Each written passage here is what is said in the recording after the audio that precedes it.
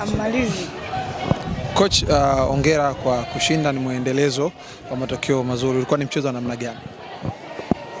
Mechi ilikuwa ni ngumu kwa kiasi chake kwa sababu tulihitaji zaidi matokeo ya ushindi. Kulikuwa na balance wakati mwingine kiwanjani kwa maana timu zote mbili.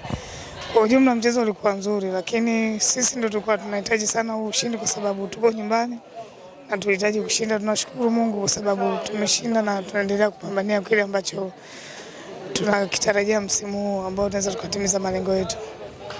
Coach, timu yako imefunga magoli mengi sana. Hadi hivi sasa imeandika rekodi ya magoli 22 katika mechi 7. Mechi 6 kumradhi. Silaha hasa ni nini wanayoonyesha kwamba safu yako shambuliaji inafanya kazi vizuri sana? Nafikiri ni utumiaji wa nafasi kwa sababu hiki ambacho wanakideliver hapa ni kitu ambacho tunafanya mazoezini.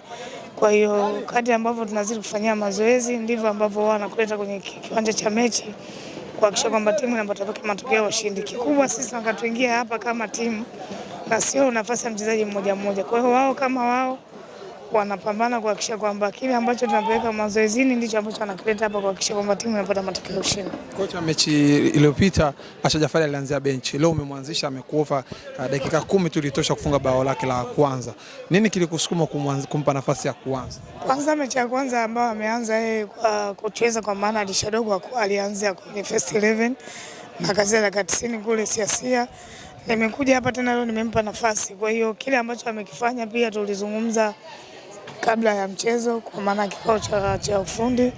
Nafikiri amekuwa na muendelezo mzuri, sio kwenye kufunga tu peke yake. Kuna impact kubwa ambayo ameingiza kwenye timu ambayo tulitarajia kutoka kwake. Tunajua ni mchezaji mzuri, lakini amekuja kwenye timu mpya ambayo ina malengo mengine tofauti.